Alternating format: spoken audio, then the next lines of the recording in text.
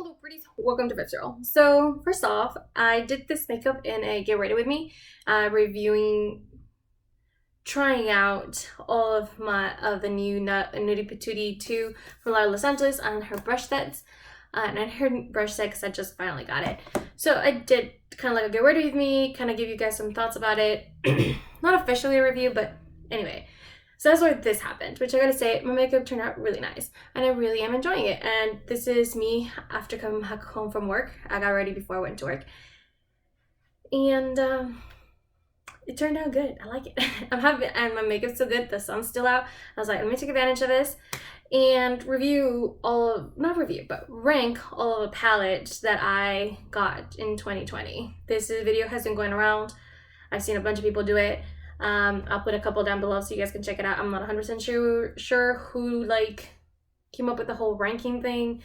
I've seen a lot of it, so I just want to kind of talk about it. So I got a bunch of palettes this year. I've mentioned it before.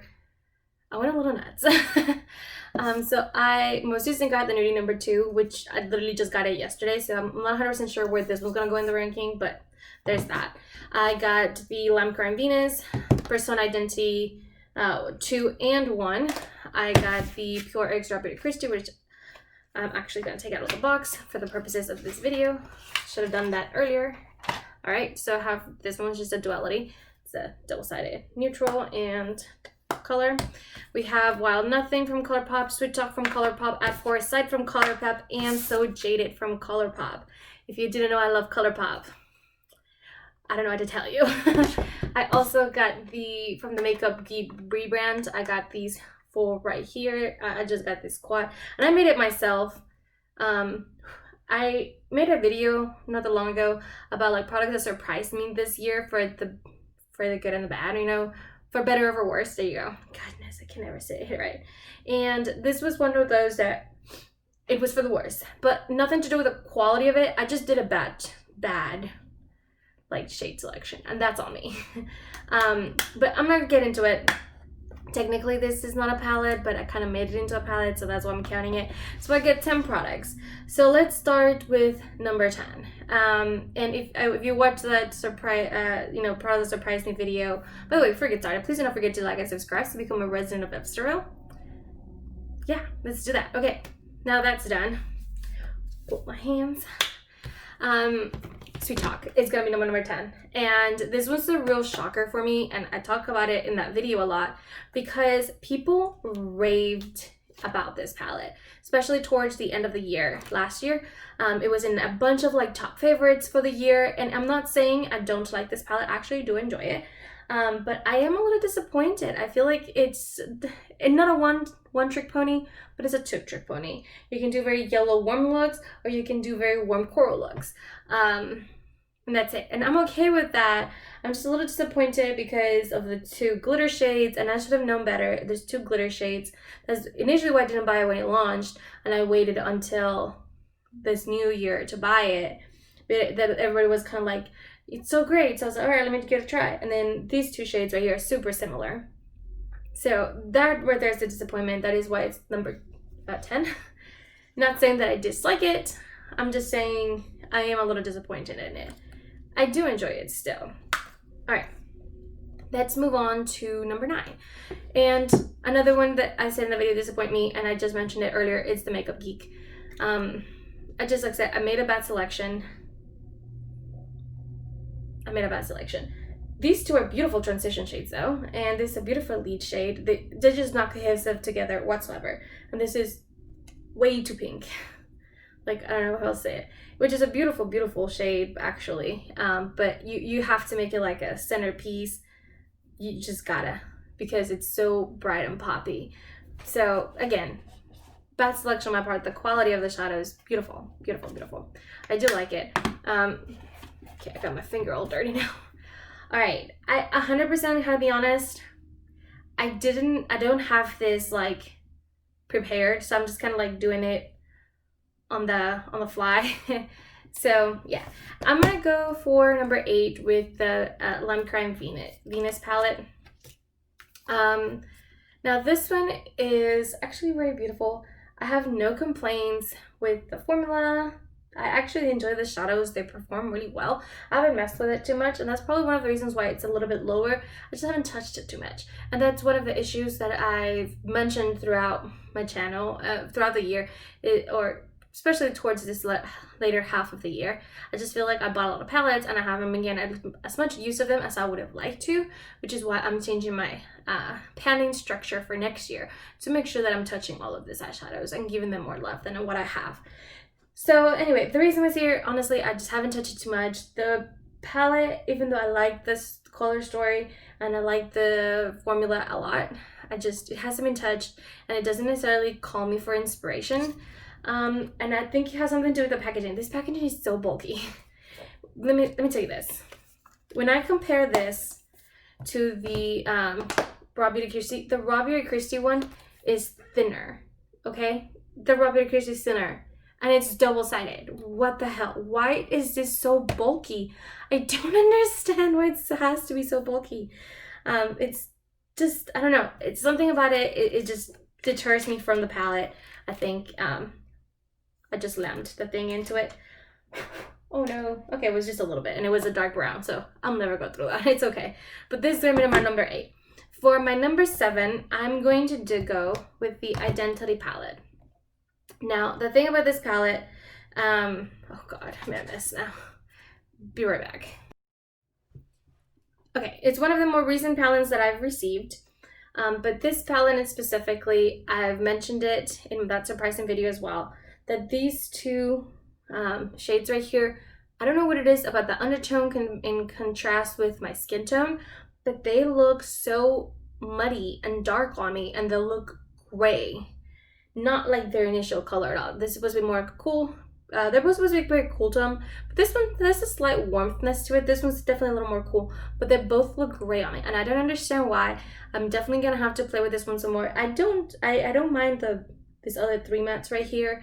I think these reds are pretty good, and the shimmers here are fantastic. They really are. But something about these two shades I'm really having a hard time with, and that's why it is gonna be ranked a little bit lower.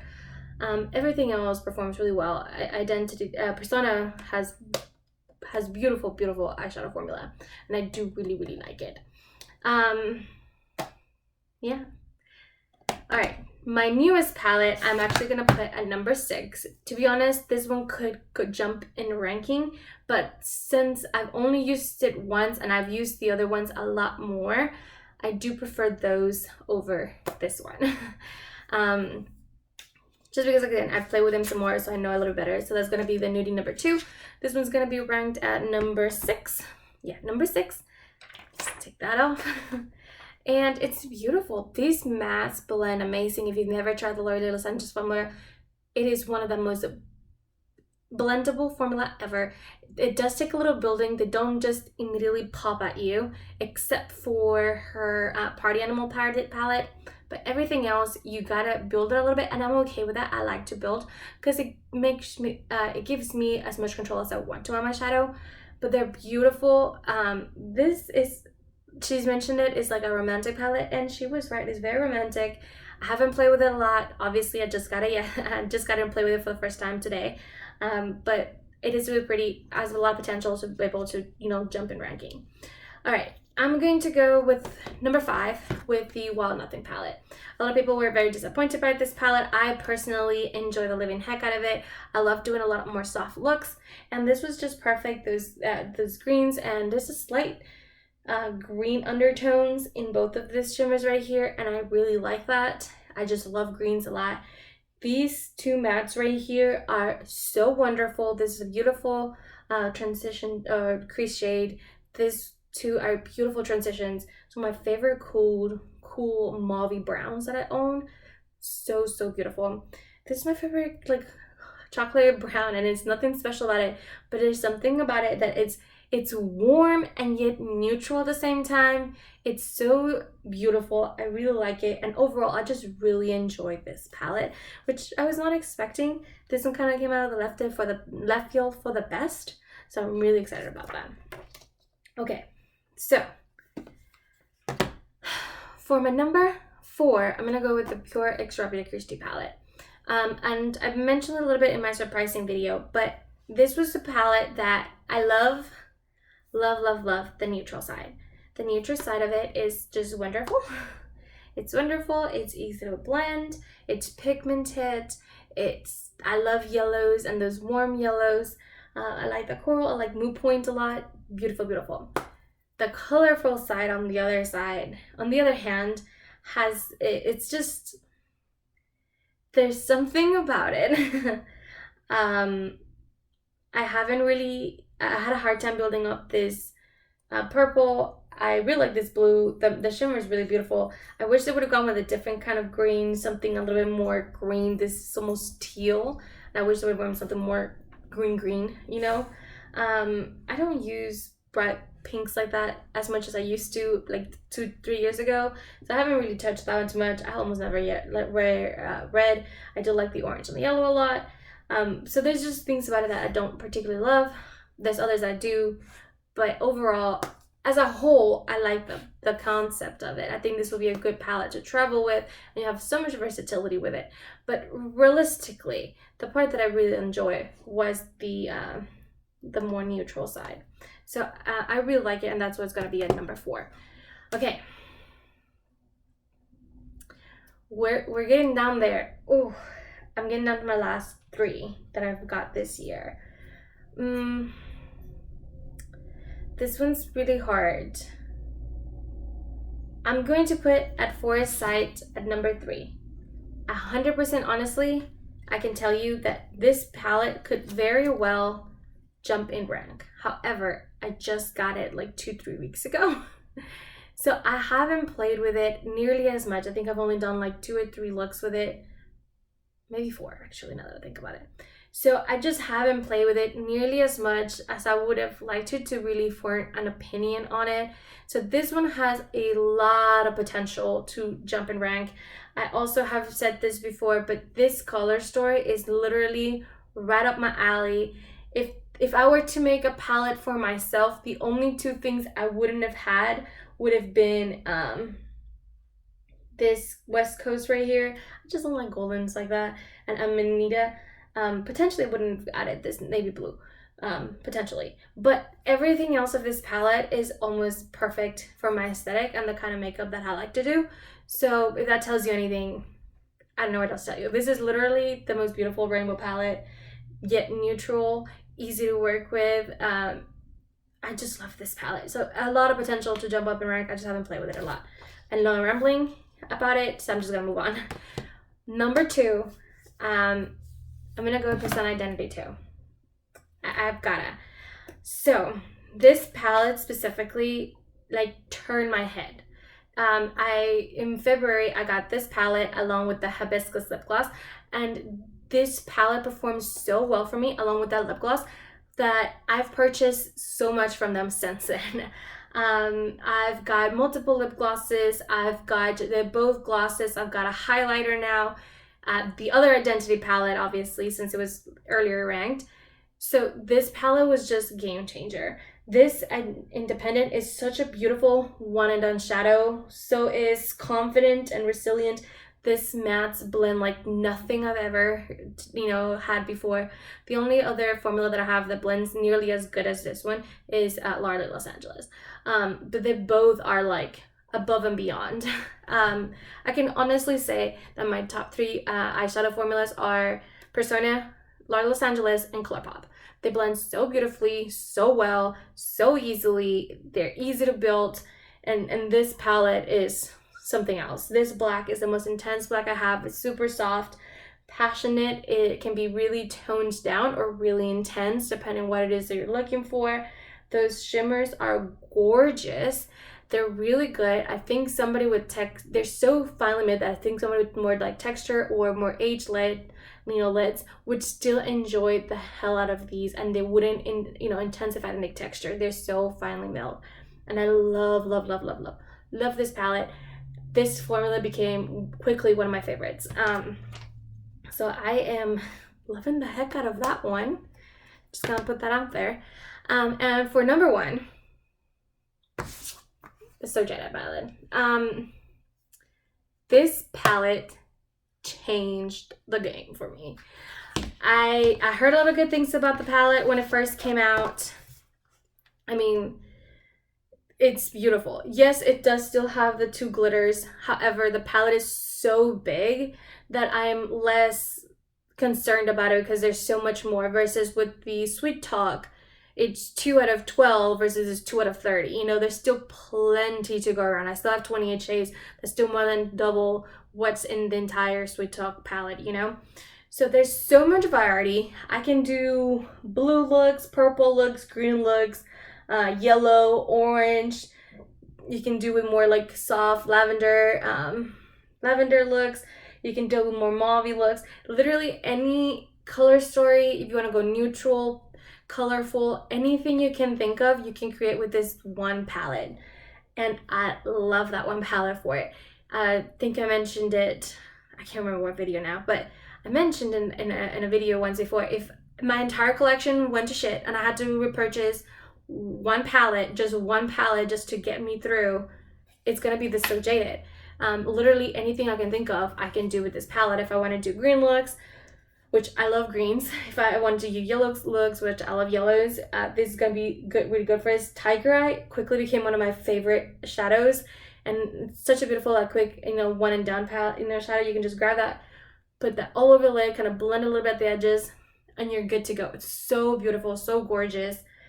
I'm just like loving the heck out of this palette, and I wish I would have gotten it a lot sooner, but I didn't want to get caught up in the hype years ago when it first came out, and I was like, no, I'm good, I'm fine, I don't need something that large. And then here I am raving about it. Like, I'm like, I don't know what took me so long.